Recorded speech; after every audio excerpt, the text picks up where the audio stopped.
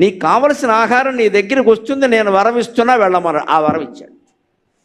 అప్పుడు అదేం నిర్ణయం చేసుకుంది అంటే, నాకు కావలసిన ఆహారం నా దగ్గరికి వస్తుందని ఆయన చెప్పాడు కాబట్టి నేను అనవసరంగా ఎవరిని చంపొద్దు అని దాని బ్రహ్మజ్ఞానంతో ఉంది కదా, ఆ తపస్సు కదా, దాని స్థాయి అది. ఎవరైనా బ్రహ్మజ్ఞానులు కనపడితే వాళ్ళని ప్రశ్నిస్తా, దేవుడి గురించి, ఆత్మ గురించి. సరైన జవాబు చెబితే వదిలేస్తా. వాడికి తెలియకుండా అజ్ఞానంగా మాట్లాడానుకో కరకర నవ్వులేస్తా, అంతే లెక్క. మరి ఇది ఒకటి ఉండాలి కదా పెట్టుకుంది. దీని అదృష్టమో దురదృష్టమో కానీ ఒక రాజు మంత్రి వచ్చారు. అర్ధరాత్రి 12 గంటల సమయంలో వేటకు వచ్చారు. వాళ్ళు వేట ఏం చేస్తారు అప్పుడు, ఎందుకు వచ్చారంటే ఈ చుట్టుపక్కల రాక్షసి తిరుగుతోంది, జనాన్ని మింగేస్తోందని రాజుగారికి ప్రజలు చెప్పారు. దాంతో దాని సంగతి ఏమిటో చూద్దామని రాజు మంత్రి ఇద్దరు కూడా అర్ధరాత్రే 1 గంటకు వచ్చారు. ఆనాటి పాలకులకి అంత బాధ్యత ఉందమ్మా, వారికి నమస్కారం, వారికి నమస్కారం. అర్ధరాత్రి వచ్చారు వాళ్ళు. అదేమిటో చూద్దాం. ఆ రాక్షసి నుంచి ప్రజలను కాపాడకపోతే మనకి పదవి ఎందుకు, ఇక్కడ మన ప్రాణం పోతే పోతుంది అని రాజు మంత్రి ఇద్దరు వచ్చారు. రాక్షసి కనపడింది, మింగేస్తా, చంపే, చాలామందిని చూసావులే, నువ్వు ఎక్కడి నుంచి పోతావా వేసేయమంటావా అని రాజు కత్తి తీశాడు వెంటనే. అంత ధైర్యం ఉంది ఆయనకి. ఆయనకి బేతాళ మంత్రం కూడా తెలుసు, దానికి తగిన మంత్రజపం ఉండేది అక్కడ. పూర్వం రాజకుమారులకి అన్నీ నేర్పేవారు. పూర్వం రాజకుమారులకి ఇప్పుడు రాజకుమారులకి తేడా ఏమిటంటే, ఓ మాట చెబుతాను సరదాగా. పూర్వం రాజులు దేశానికి తమ కుమారులను అప్పగించారు. ఇప్పుడు రాజులు దేశాన్నే తమ కుమారులకు అప్పగిస్తున్నారు. నమశివాయ. అందుకని రాజు మంత్రి కనపడగానే బ్రహ్మజ్ఞానానికి సంబంధించిన ప్రశ్న, దేశం మిథ్య అంటారు, కాలం మిథ్య అంటారు, అర్థం చెప్పండి. వాళ్ళు అడిగిన ఏ ప్రశ్నకైనా సరే అర్ధరాత్రి 1 గంటకి నిలబడి జవాబులు చెప్పారు వాళ్ళు. ఆ చాతుర్యానికి అది ఆశ్చర్యపడి, చెప్పకపోతే మిమ్మల్ని తినేద్దాం అనుకున్నాను, మీరు చెప్పారు కాబట్టి ఇప్పుడు నేను మీకు వరం ఇస్తున్నా, కోరుకోండి. వెంటనే ఆ రాజు చూడండి తెలివి, ప్రజల్ని సమస్యల నుంచి కాపాడిన. ఓ పని చెయ్యి, నువ్వు రాక్షసివు కదా, మనుషుల్ని తింటావు కదా, తిను, నేనేం కాదనట్లేదు. మా రాజ్యంలో తినేవలసిన వాళ్ళు కొంతమంది ఉన్నారు, ఎందుకంటే వాళ్ళు ఇతరులను తినేస్తున్నారు బాగా. ఎందుకంటే మనుషులకి జంతువులకి తేడా ఏమిటంటే, మనకంటే జంతువులు చాలా గొప్ప. పులిని తిందవు, లేడిని తింటుంది. లేడిని తిందవు, ఏదో కొమ్మలు ఆకులు తింటుంది. ఏనుగును చంపదు, ఏ పెద్ద పులినో చంపుతుంది. సాటి మనిషిని చంపుకు తినేసేవాడు మనిషి ఒక్కడేనండి, ఇంకెవడు లేడండి. ఏ రకంగా నా జన్మల్లో మానవ జన్మ గొప్పదంటారో నాకు ఎప్పటికీ అర్థం కాదు. మనిషే హీనుడు. ఏ పులి, ఏ సింహం, ఏ కుక్క, ఏ జంతువు పర్యావరణానికి హాని చేయదు, మనమే మొత్తం హాని చేస్తున్నాం. మళ్ళీ గ్రామాల్లోకి ఏనుగులు వచ్చే, పులులు, అరణ్యాలు నాశనం అయ్యాయమ్మా, వాటి ఆహారం దెబ్బతింది, రాకేం చేస్తాయి? ఏనుగుని అడవిలో దానికి రొట్టంతా ఉంటే రాదండి ఇక్కడికి. హైదరాబాద్ జంక్షన్లోకి రావడం ఏనుగుకేం పనండి? ఏమి లేదు, వచ్చింది, అది వచ్చిన వాడిని కూడా లేపేసింది, దాన్ని తెక్కెక్కిపోతుంది. వీధి కుక్కలు కరుస్తున్నాయని ఓ కంప్లైంట్ ఇస్తారు. వీధి కుక్కలకు అన్నం ఎవరో పెట్టరండి. విదేశాల నుంచి కుక్కలు తీసుకొచ్చి దువ్వుతారు, సబ్బు రాపుతారు, వైద్యం చేస్తారు, పక్కలో పడుకోబెట్టుకుంటారు. నమశివాయ. ఆ కనీసం దానికి కూడా మన కుక్కలు మనకి పనికిరావు. ఆస్ట్రేలియా కుక్క కావాలి మనకి, గొప్ప చెప్పాలి కదా.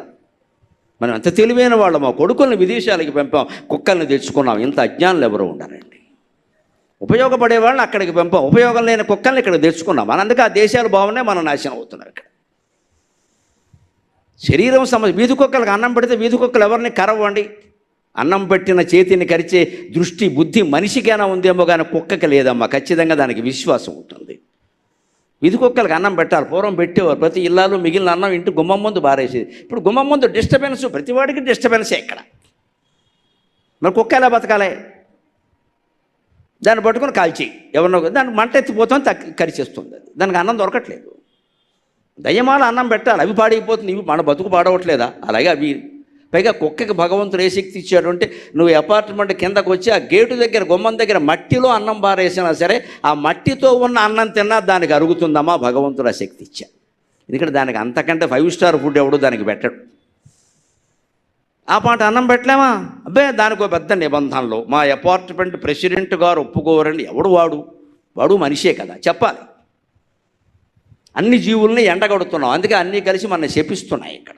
దానికి నివారణే ఈ కథ. సకల జీవుల్ని గౌరవించాల్సిందే, రాక్షసిని సహా, బ్రహ్మరాక్షసిని సహా. అందుకని రాజుగారు ఏమన్నారు అంటే, ఓ పని చేయి, మా రాజ్యంలోకి రా, నీకు మారువేషాలు అలవాటే కదా, మంచి శ్రావణ మాసం మొత్తం ఇదిలా ఉండు, లేకపోతే చంపేస్తారు జనం నిన్ను, నన్ను చంపేయమంటారు. మా మేనత్తని చెబుతాను, ఎవరన్నా అడిగితే మా మేనత్త అంటాను. అందుకని మా మేనత్త ఒక ఆవిడ రాక్షసులాగే ఉండేదిలే, పోయింది ఆవిడ, ఆ గొడవదులే, నువ్వు మళ్ళీ రా మా ఇంట్లో కూర్చో, ఎవరన్నా అడిగితే మా మేనత్త అని చెబుతాను ఉండు, నేను చెప్పినప్పుడు నీకు 10 మంది 20 మందిని ఇస్తాను, వేసేయి అని చెప్పాడు. దాన్ని ఎలా చెబుతున్నాడంటే ఇది హింస కాదు ధర్మం అన్నాడు ఆయన. ఏది హింసో ఏది అహింసో వైదిక ధర్మం యోగ వాసిష్ఠం రూపంలో ఎంత బాగా చెప్పిందో చూడండి. రాక్షసి, నువ్వు సందేహించవలసిన అవసరం లేదు, నీకు కావలసిన ఆహారం నేను ఇస్తాను, మానవులనే ఇస్తాను ఖచ్చితంగా. వాళ్ళు చంపేయవలసిన వాళ్ళే, చంపేయాలి. వాళ్ళని పట్టుకుని ఉగ్రవాదులను పట్టుకుని దువ్వుదాం చర్చలు చేద్దామంటే కుదరదండి, వేసి పారేయవలసిందే. అందుకని నేను నీకు ఇస్తాను కదా, నేను సప్లై చేస్తాను, నీకెందుకు ఆ బాధ? 3 మందికి మరణశిక్ష విధిస్తున్నావు, ఆ తలారీలకు పని లేకుండా పోయింది, నీకు ఇచ్చేస్తాను, నువ్వు వేసి శుభ్రంగా హాయిగా అని చెప్పి పిలిచి, నేష్యన్యాన్ వధ్య జనాన్ హింసా నైషాం చ ధర్మతగా స్వధర్మేణ చ హింసైవ మహాకరుణయా సమా, స్వధర్మేణ చ హింసైవ మహాకరుణయా సమా. నేష్యసి అన్యాన్ వధ్య జనాన్, వధింపదగిన జనులు ఎప్పుడూ ప్రతి రాజ్యంలోనూ ఉంటారండి. దురదృష్టవశాత్తు స్వాతంత్రం వచ్చాక మరణశిక్షలు తగ్గిపోయాయి. ఇది సంతోషించవలసిన విషయం కాదు. నేను ధర్మం తెలిసిన వ్యక్తిగా మాట్లాడుతున్నా. మరణశిక్ష పడిన వాడికి మరణశిక్ష అమలు జరగాలి. ఎందుకంటే ఘోరాలు నేరాలు చేసిన వాళ్ళకి జడ్జీలు ఆలోచించి తప్పనిసరి అయితే మరణశిక్ష వేస్తారు. ఎందుకు క్షమించాలండి? 60 ఏళ్ల వయస్సు తగులుడు 7 ఏళ్ల అమ్మాయిని మానభంగం చేసి చంపేస్తాడా? వాడిని కాపాడతారా మీరు? మరణశిక్ష వేయకపోతే సాయంత్రానికి చంపేది వాడిని బహిరంగంగా ఉరి తీయాలి నిజంగా చెప్పాలంటే. అప్పుడు ఇంకోటి చేయకుండా ఉంటాడు. అబ్బే మన చట్టాలు ఎంత గొప్పగా ఉంటాయంటే, వాడినో 20 ఏళ్ళు బిర్యానీ పెట్టి అందులో పోషించి, తర్వాత పెద్దవాడు కాబట్టి వదిలేసామని కొంతమందిని, మైనర్ కాబట్టి వదిలేసామని కొంతమంది, చచ్చిపోయిన అమ్మ సంగతి ఏంటి? అది ఎలాగూ పోయింది కదా, వేదాంతం వస్తుంది అక్కడ. ఎలాగూ పోవడం ఏంటి? ఎందుకు పోయిందో శిక్ష పడాలి. పూర్వం రాజుల పాలన ఎలా ఉండేది అంటే, అంత ఘోరాలు నేరాలు చేస్తే వెంటనే విచారణ, సాయంత్రానికి శ్రీమద్రమారమణ గోవిందో హరి అయిపోవలసిందే 2 దెబ్బలో. అంతేకాని ఇలా 20 ఏళ్ళు 30 ఏళ్ళు సాగదీస్తే, ఎప్పుడో భోపాల్ విషవాయువుల్లో జరిగిన అన్యాయాలకు ఇప్పటికి తీర్పు లేదండి. 84 అది. ఎన్నేళ్ళు ఎందుకు గమనించండి. ఎందుకు ఇవన్నీ ఇక్కడ?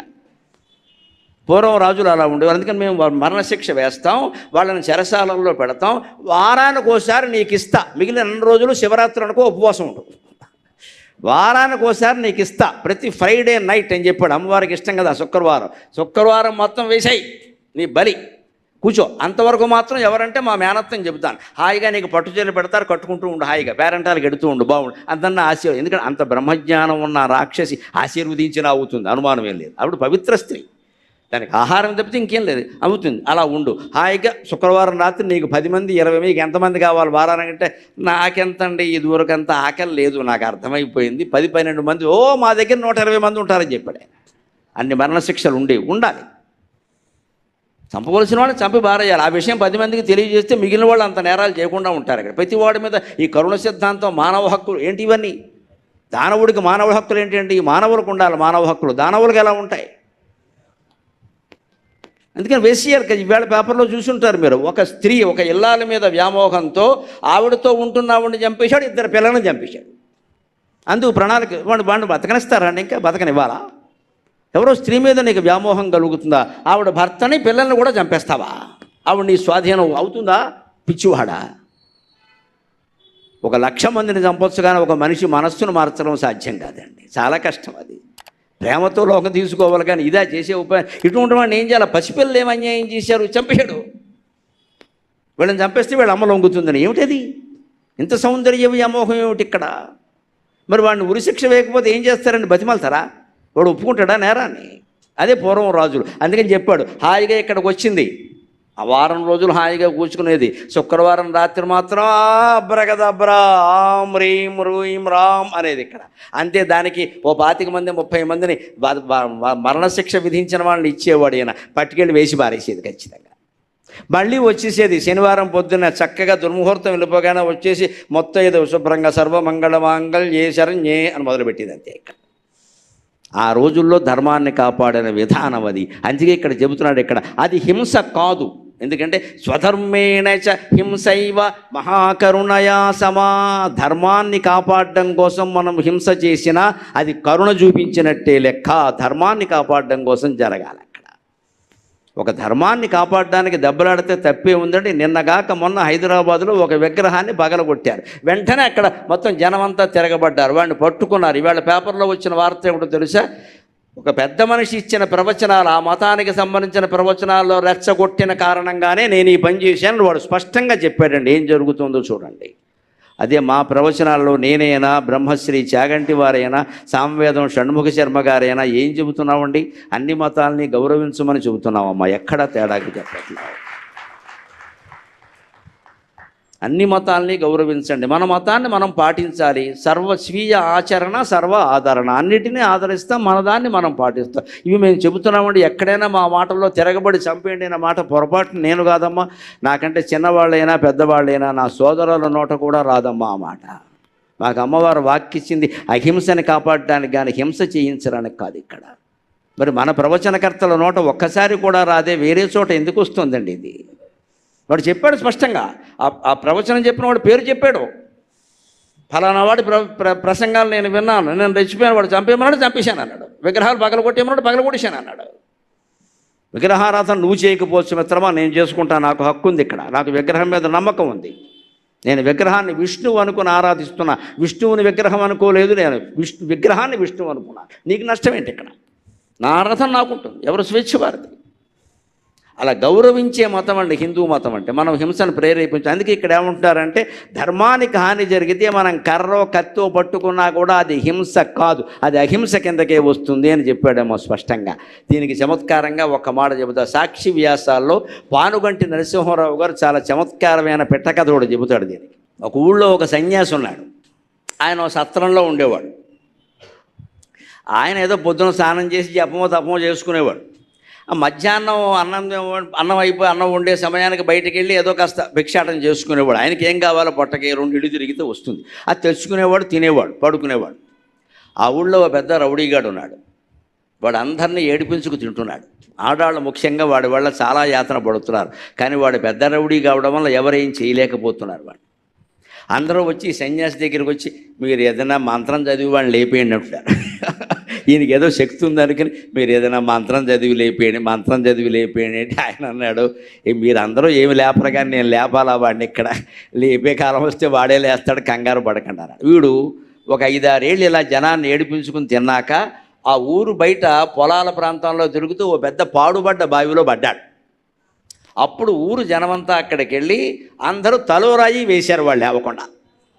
అప్పుడు ఈ సన్యాసి కూడా వెళ్ళి, ఈయన సన్యాసి కదా, హింస చెయ్యకూడదు, కానీ ఏ పద్ధతిలో హింస చేశాడంటే ఒక పెద్ద బండరాయి తీసుకుని, అందరికీ ఆదర్శం కదా, పెద్దవాళ్ళు ఏం చేస్తే వీళ్ళు అదే చేస్తారు, తీసుకుని అక్కడ నిలబడి, నాయనా నీ యందు నాకెట్టి ద్వేషమును లేదు, నీవి పెద్ద రౌడీవి, ఊరందరినీ ఏడిపించుకు తింటివి, ఆడువారిని మానభంగము చేసితివి, అందరి ఆస్తులు హరించితివి, నీవు బతుకుట దుర్ఘటము, బతుకుట న్యాయము కాదు, నీవు చనిపోవుట మాకే కాదు నీకు కూడా మంచిది, సావుము అని వేశాడంతే. ఓ బండరా బెరసాడు మళ్ళీ లేకుండా. ఇది హింస అహింస. దీన్ని అహింస అని భగవద్గీతలో భగవంతుడు చెప్పాడమ్మా. హత్వాపి శైమాన్ లోకాన్ నాయం హంతి నహన్యతే. ధర్మం కోసం యుద్ధం చేసిన వాడు లోకాలన్నింటినీ సంహరించినా సరే అది అహింసే అవుతుంది తప్ప హింస కాదు అని చెప్పాడమ్మా. అందుకే భగవంతుడు దగ్గరుండి భారత యుద్ధం చేయించాడు, నోరు మూసుకుని ఇంట్లో కూర్చోమని చెప్పలేదు. ఇక్కడ భగవంతుడే స్వయంగా చేశాడు రామాయణంలో యుద్ధం. భారతంలో భగవంతుడు దగ్గరుండి స్వయంగా చేయించాడు. అబద్ధం ఆడి చంపించాడు ఓ పెద్ద మనిషిని.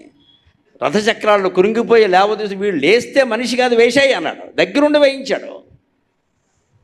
భీష్ముడు ఎంతకీ చావకపోతే ఈయన చావడు, మనని చంపడు, ఎందుకు వచ్చింది ఇది? ఆయన్నే అడగండి, లేపేయండి అన్నాడు అంతే. ఇక్కడ దుర్యోధనుడిని తొడ మీద కొట్టడానికి భీముడు సందేహిస్తూ ఉంటే ఇలా చూపించి కొట్టి వేసేసాడు. చంపిన విధానాల్లో తేడాలు ఉండొచ్చు, కానీ చంపబడిన వాళ్ళందరూ దుర్మార్గులే, అనుమానం ఏం లేదు. అక్కడ అందులో ఎవ్వడు బతుకుండానికి అవకాశము అర్హత ఉన్నవాడు కాదు, లేదా పరమాత్మ ఆ పని చేయడు. ఈ పనులు కృష్ణుడు ఎందుకు చేశాడు? ధర్మం కాబట్టే చేశాడు. నువ్వు భీష్ముడివి, నువ్వు పెద్దవాడివి, నువ్వు ద్రోణుడివి, నువ్వేమో దుర్యోధనుడి తరఫున పోరాడుతావు, నీకు బుద్ధి లేదా?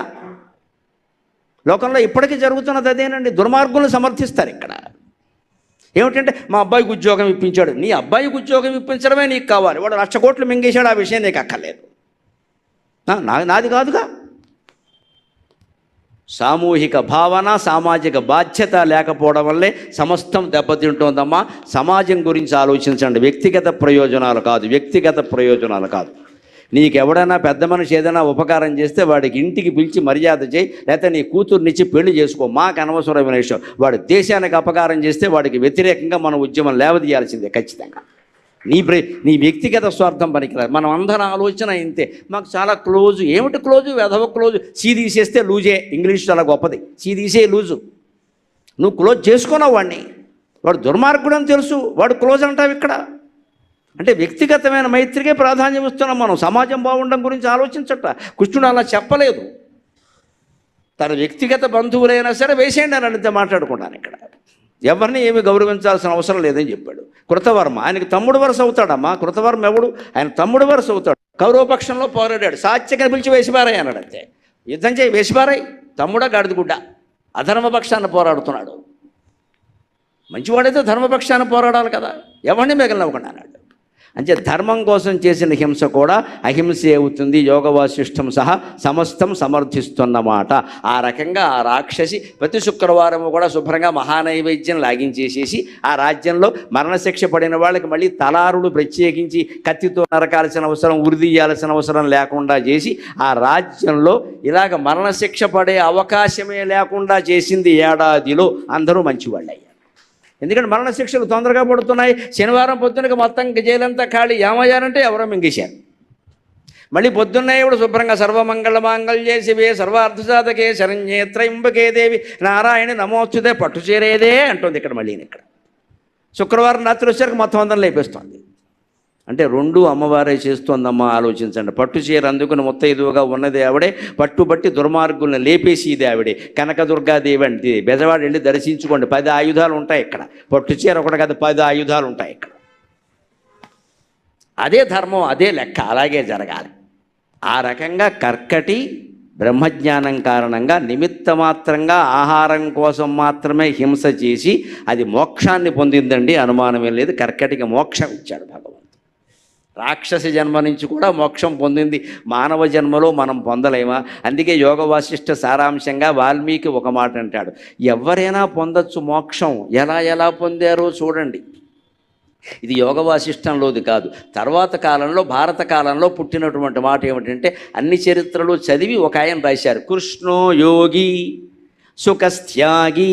వాళ్ళ చరిత్రలు గమనించండి. వాళ్ళందరూ మోక్షం పొందారు. కృష్ణో యోగి సుఖస్థ్యాగి జనకో రాజకర్మకృతు వశిష్ఠ కర్మకర్తాచ కర్కటీ పిశితాశనా.